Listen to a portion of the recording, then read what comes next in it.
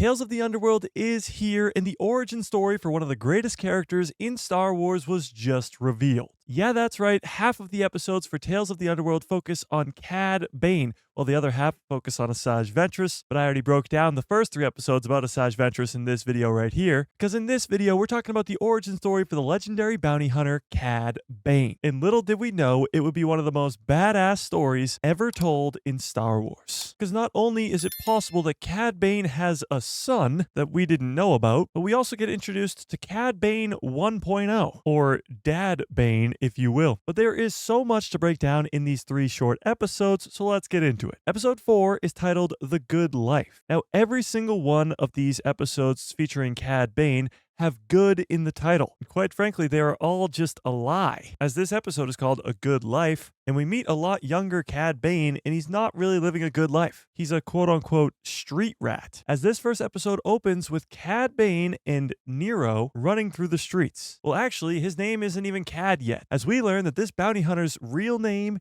is Colby. But these 2 best friends are rummaging through the garbage to try and look for food. And as they go down the wrong alley, they come face to face with some bad people. And this is when we find out that these kids are being watched by Dad Bane, Cad Bane 1.0. Or if you want to call him by his real name, these kids are being watched by Laszlo. This is going to be the guy who makes Cad Bane, turning this somewhat innocent street rat named Colby into the galaxy's most legendary bounty hunter. And yes, this is where Cad Bane gets his iconic hat from, and he steals the look of holding a toothpick in his mouth. We then see Colby and Nero try to steal fruit from this droid named CB. CB? Cad Bane? Coincidence? I think not! You may recognize this droid from Star Wars Rebels, as this is the same model droid as AP-5 from Star Wars Rebels. But this droid model was actually introduced all the way back in 1977 in Star Wars A New Hope. So with Laszlo still looking on, he watches as these kids fool the droid and steal the fruit. And as they are eating the fruit in an alleyway, Laszlo comes over and gives them money, telling them that it's an investment, because he's going to need the help of these kids later on. And then the kids do exactly what every kid does when they get money. They go to the store to buy candy. However, when they are in the store, we learn that the back room of this shop is some sort of casino, as the subtitles say that this guy right here is the casino owner, the same guy that they came across in the alleyway earlier. We then see the kids go and buy their candy, which they call Crunchies. Now, this is not the first time that Crunchies have been established in Star Wars. Actually, the Andor series that is coming out right now features Crunchies, as Cyril eats Crunchies as cereal. Cyril eats cereal, get it? Later that night, after they've eaten all of their food, we learn that Cad Bane, or Colby,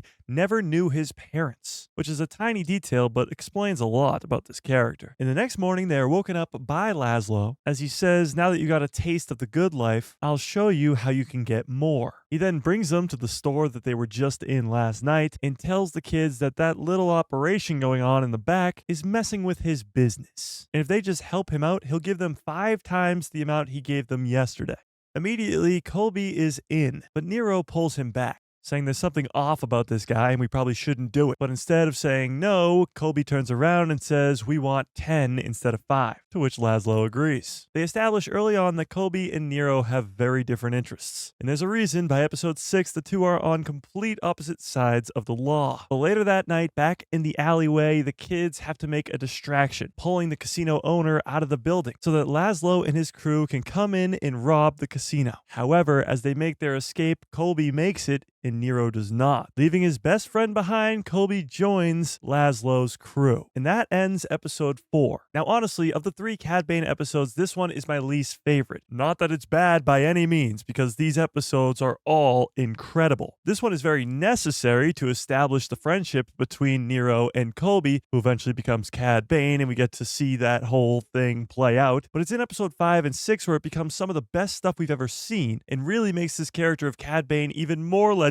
than he already was. But still, this episode is very necessary, and I rate it at an 8.5 out of 10, showing the Cad Bane 1.0 of Laszlo and how he is truly the influence as to why he becomes Cad Bane, and showing how just a few events and just a few decisions can change the outcome of someone's life forever. Because the difference between a marshal of a city and a bounty hunter is just a few small decisions. But that brings us to episode 5. Episode 5 is called A Good Turn, and it opens with a slightly older Cad Bane, as Laszlo and his crew are gearing up to go back to his old neighborhood. But Laszlo is not allowing Cad to come, telling him to not make this personal, and he has to stay back and take care of operations. And here we also get introduced to a female Duro named Erin, the so-called love interest for Cad Bane that he may or may not have a child with later. But we'll get to that in a little bit. And as Cad and Erin are playing cards while they wait for them to come back, the ship that Laszlo left in comes crashing in with word that the lawman, or the marshal, has killed Laszlo. And the only thing that's left is the iconic hat of Cad Bane. We then cut to Cad and Erin landing back at his old neighborhood, as he's going to kill the lawman who murdered his mentor. We immediately see that crime has become a big problem in this neighborhood, and that changes drastically in episode 6, but we'll get to that. We get the reunion of Cad and Nero after years of being apart, and even in this 5th episode, he still calls Nero his oldest and dearest friend. But that'll change. Cad tells Nero that he's here on business and things are going to get messy, so he should probably stay clear of the area. And that's when Nero pulls out his badge.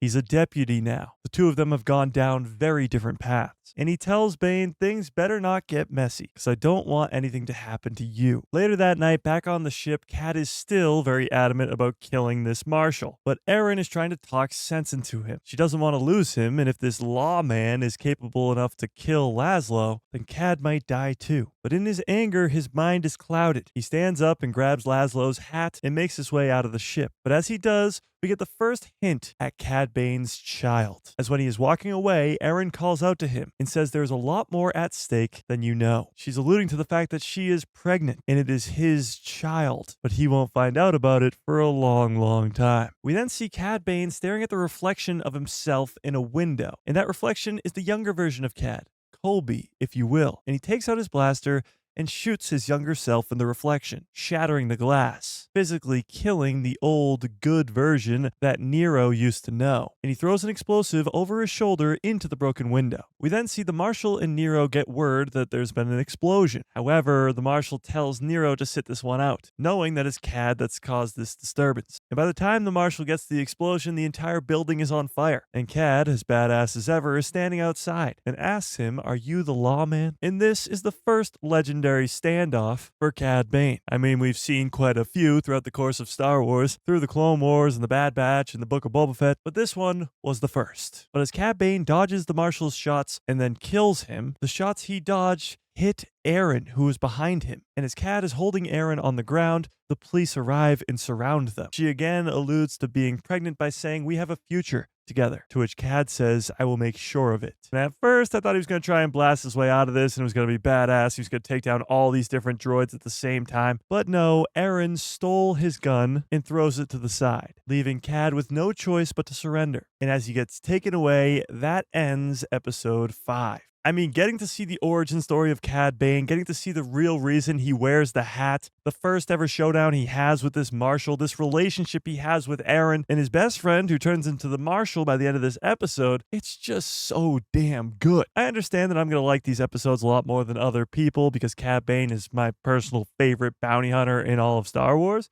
But it's really difficult to give a legendary character like Cad Bane a backstory and it be this good. But with that being said, I like this 5th episode a lot more than I liked episode 4. So much so I give this one a 9.2 out of 10. All of the stuff with Laszlo and all this stuff leading into the 6th episode makes it perfect. It was perfect.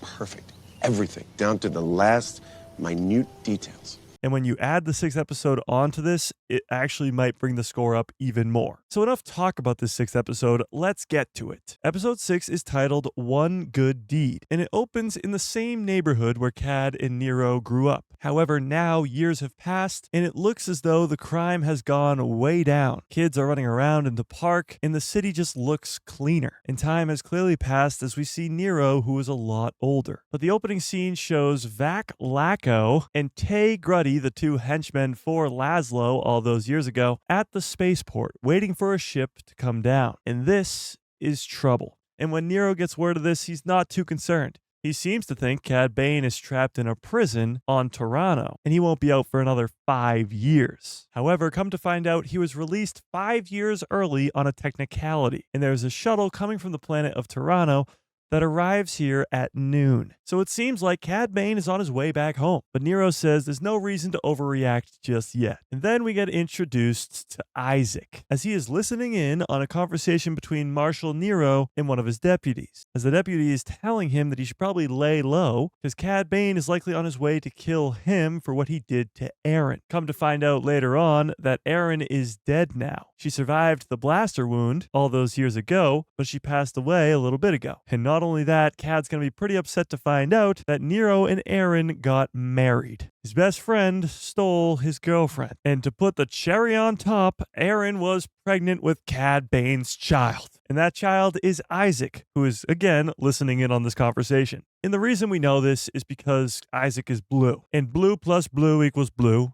not green plus green equals blue. But we learn right away that Isaac thinks that Nero is his dad, as he calls him Papa. We then cut to Nero going to see the mayor and the city council, and we learn that the council just wants to get this over and done with quickly. Send all the droids after Cad and just get this over and done with. But Nero still has a place for Cad in his heart. He did make his girlfriend his wife and steal his child, and they were best friends when they were growing up. So he doesn't want to just kill the man as soon as he arrives back at home. But yet again, just like the deputy, the council suggests that Nero should get out of town. Leave until this whole Cad Bane situation has been dealt with. But no, Nero says, I'll handle it. We then see the shuttle that's coming from Toronto, and Cad Bane, looking like the legendary bounty hunter we see in the Clone Wars, arrives. Hat on head and toothpick in mouth. As he says, what's the situation? Have you talked to Erin yet? To which Tay says, no, but I did hear something. She and the Marshal are married, and Cad is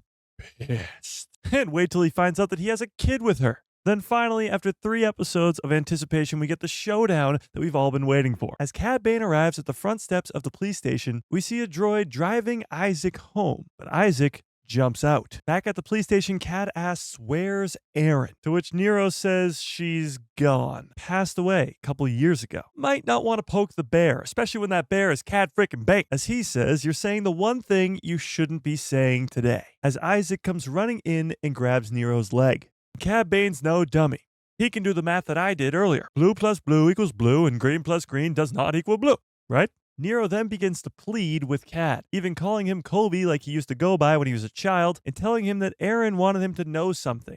Cad is done talking. It's time for the showdown. And it ends pretty much just as we thought it would. Cad Bane on top. He survives until the Book of Boba Fett, so he can't really die to his best friend. But as he shoots him in the chest twice and walks over to his body, he says, you took everything from me. And Nero says, not everything. This is Cad Bane's child. But what's he gonna do with him? Isaac thinks that Nero is his dad, and now he's dead. So Cad Bane just walks away. And that ends episode 6. I really don't know why they gave Cad Bane a child. Clearly there's some plan in place to tell more story about Cad Bane with his child Isaac. But we've gotten so much Cad Bane in the Clone Wars and in the Bad Batch, so maybe it's in this new series that we get more Cad Bane, because they're supposed to be bounty hunters, and maybe Isaac's involved in that. But it seems a little strange to introduce Cad Bane having a son if it's not going to play out to be something bigger later down the line. But having said that, that doesn't make it worse. It actually makes it even better. A more intriguing piece to the puzzle is now this mysterious child that Cad Bane has roaming around the galaxy, because he's probably going to want to get revenge on his own father. A little father and son duel. Where have we seen that before? But this 6th episode, I give it 9.5 out of 10. It is so good in hyping up this final showdown between best friends, and it really takes the story of episode 4 and 5 and gives it the greatest payoff. Who would have thought an origin story for Cad Bane could be so good? And this Tales of the Underworld show seems to have come in under the radar, but let's just say it did not disappoint. The Asajj Ventress story was incredible, and so was Cad Bane's. So tell me what you think in the comment section below. Rate these 3 episodes out of 10, and if you haven't watched my breakdown for the Asajj Ventress first 3 episodes of Tales of the Underworld, go check it out in this video right here.